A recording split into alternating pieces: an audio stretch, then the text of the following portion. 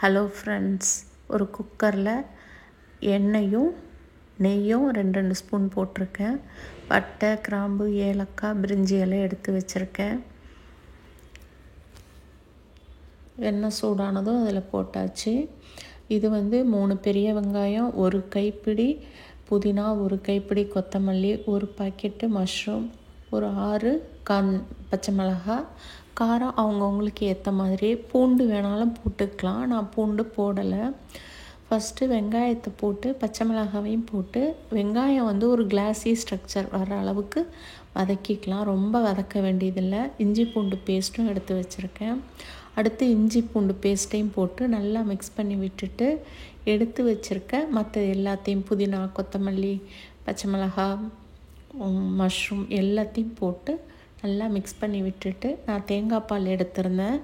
இது நம்ம எவ்வளோ தண்ணி வைக்கிறோமோ அவ்வளவுக்கு தேங்காய் பால் எடுத்துக்கலாம். நான் பாதி தேங்காய் பாலும் பாதி தண்ணியும் எடுத்திருந்தேன். நான் நார்மலாக சாப்பாட்டு அரிசியில் தான் செஞ்சுருந்தேன்.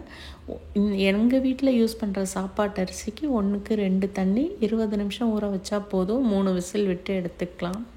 தேங்காய் பால் விட்டுருக்கிறதுனால உடனே உப்பு போடாமல் கொதி வந்தோன்னே உப்பு போட்டோம்னா ரொம்ப நல்லது. கொதி வந்தோன்னே உப்பு போட்டாச்சு. சாதமும் ஊற வச்சுருந்ததை நல்லா வடித்து விட்டுட்டேன்.